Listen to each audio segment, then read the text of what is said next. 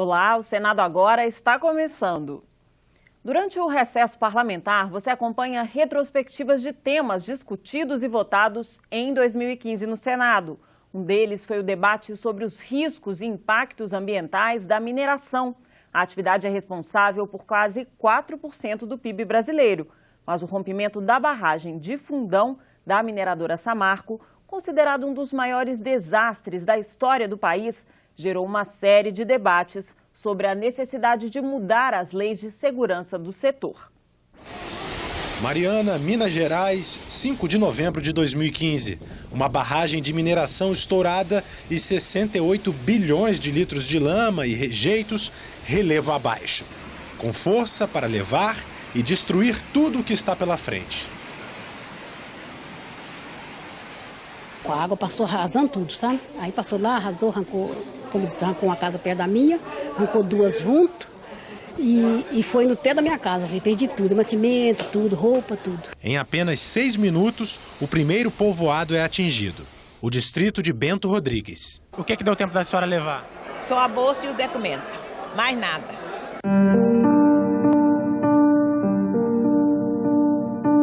Aqui em Bento Rodrigues, a tragédia foi realmente muito impactante, muito impressionante. E agora já é possível caminhar por aqui, por essa rua aberta pelo Corpo de Bombeiros. Muitas casas destruídas, dentro delas ainda é possível ver eletrodomésticos, estantes, sapatos, enfim, a força da lama que aqui, neste distrito, levou 2 vidas. Seguramente a maior tragédia ambiental, não apenas da história de Minas Gerais, mas da história do Brasil. Foi algo que impactou o mundo todo ao assistirmos aquela triste rompimento daquela barragem. Não há, no momento, monitoramento com relação às barragens existentes. Então é um risco que paira sobre muitas barragens construídas ao longo de dezenas de anos. 15 mortes, 1.000 desabrigados, toneladas de doações de todo o Brasil. Senadores da subcomissão de mineração foram a Mariana, conversaram com os atingidos. O Brasil precisa do setor mineral e a gente precisa saber também o que verdadeiramente aconteceu aqui. Porque está na hora de fazer as leis para proteger mais a população, proteger o meio ambiente, dar segurança jurídica para todos que estão envolvidos nesse processo. E com o presidente da Samarco, mineradora responsável pela barragem. O que tem que se apurar agora é se houve responsabilidade ou se houve negligência da empresa, não é? Se não houve, não é? Nós temos que tratar realmente como um desastre. E é uma empresa fortíssima, eu acho que financeiramente ela tem condição de fazer investimentos, já tem 1 bilhão previsto para isso, né? E que recomponha essa situação ambiental o mais rápido possível que todos nós desejamos. Um prejuízo também ambiental, que se estendeu mais de 500 quilômetros pelo leito do Rio Doce, com morte de peixes e desabastecimento de cidades, até chegar ao mar, já no Espírito Santo. Audiências públicas no Senado constataram problemas. O Departamento Nacional de Produção Mineral, que tem que fiscalizar as 206 barragens de Minas Gerais, não tem estrutura para o serviço. Fiscais, no geral? Não, fiscais de barragem nós temos 5. E a legislação também tem lacunas. A legislação de segurança de barragem não tem previsão de sanção e penalidade para o empreendedor. Lá diz sanção e penalidade, legislações correlatas. Então isso eu acho que é uma coisa que agora, em função do que está acontecendo, a gente precisa rever. Depois da tragédia, o Senado montou uma comissão temporária para revisar a lei da Política Nacional de Segurança de Barragens. Para que nós possamos apurar as responsabilidades daqueles que se omitiram, sejam eles do setor público ou do setor privado, a fim de que nós possamos atuar e possamos agir para que não tenhamos novos acidentes. Na Comissão de Direitos Humanos, o debate sobre o drama das famílias que tudo perderam. Até agora, recebem um salário mínimo com adicional de 20% por dependente e uma cesta básica. A Samarco disse que já colocou 50% das famílias atingidas em casas alugadas e que contratou uma empresa especializada em reassentamentos para avaliar a tragédia. Mas, em questões de longo prazo, ainda não apresentou nenhuma medida.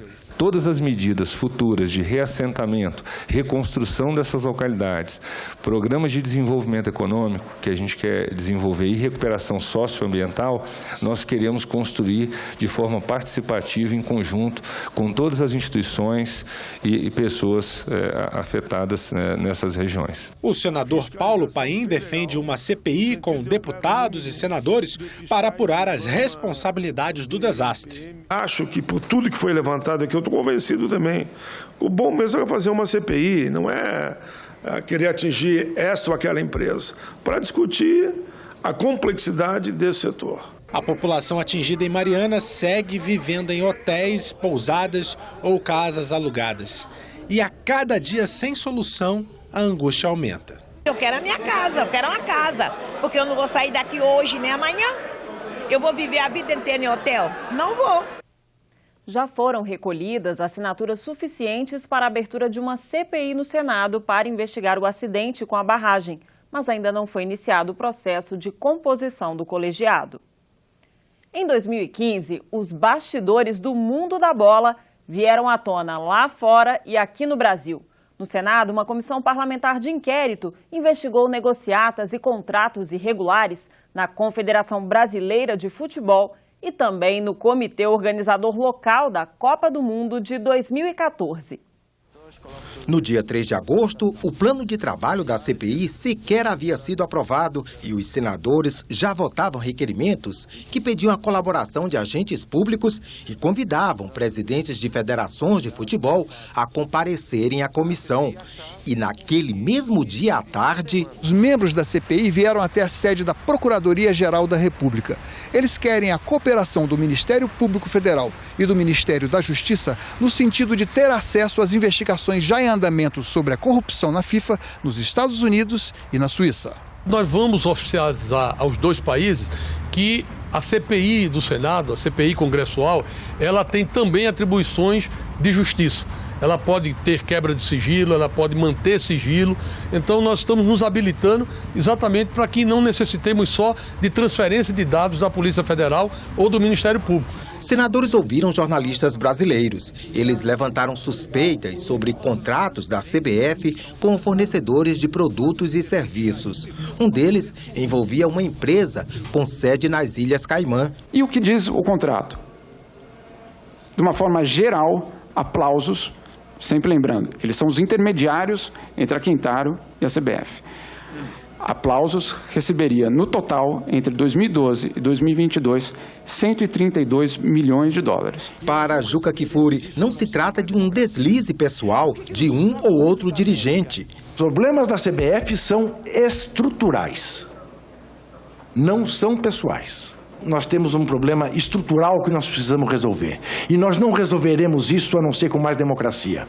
O presidente da entidade, Marco Polo Del Nero, ao apelar ao Supremo Tribunal contra a quebra dos sigilos bancário e fiscal pedida pela CPI, chegou a falar em vingança pessoal como motivação da medida. Minha, com certeza, não é. Porque eu tenho bastante consciência de que, na época que eu jogava, eu fiz o meu papel representando a seleção brasileira. Eu tenho consciência que fiz muito bem, até como uma obrigação. E agora, como senador e hoje presidindo essa CPI, é a minha obrigação também, através dessa CPI hoje, representar o povo brasileiro e mostrar para o povo brasileiro essa caixa preta que é o futebol. A CPI também ouviu o jornalista escocês Andrew James, autor de 2 livros sobre esquemas de corrupção da FIFA. Segundo ele, o direito de sediar uma Copa do Mundo envolve negociatas. E apesar das evidências de que a CBF não pratica o fair play, o jogo limpo, sem trapaças, há quem defenda a entidade. Eu discordo, aponto, discuto, protesto. As coisas que eu entendo que precisam ser mudadas, que possam ser mudadas, mas também não deixo de reconhecer as coisas boas que são feitas. E tudo que puder fazer em prol da entidade, não é em prol do João, da Maria, do Pedro, do Antônio, é em prol da instituição e, consequentemente, em prol do futebol. Ninguém quer serrar o galho da árvore que está sentado. A existência de uma bancada de parlamentares apoiadores da CBF na Câmara e no Senado gerou críticas sobre a existência de uma possível pressão sobre a CPI. Eu não sei qual é exatamente o tipo de poder, mas que existe, vamos chamar de uma pressão por parte de algumas pessoas da CBF em relação aqui no Congresso em geral, sempre houve e com certeza nessa CPI não é diferente. E no mês de dezembro, enfim, o depoimento do presidente licenciado da CBF. Sou acusado de forma injusta, mas não surpreendente, tendo em vista a conjuntura atual do futebol mundial. Eu me defenderei em todos os foros adequados, com a certeza absoluta da minha inocência. Por que o senhor não viajava com a seleção quando o senhor era presidente? Porque os meus advogados me aconselharam a não fazê-lo. Uma preocupação de talvez ser preso pelo FBI? Não sei, os advogados aconselharam a não fazê-lo. Não movimentei 27 milhões em 2014, 2015.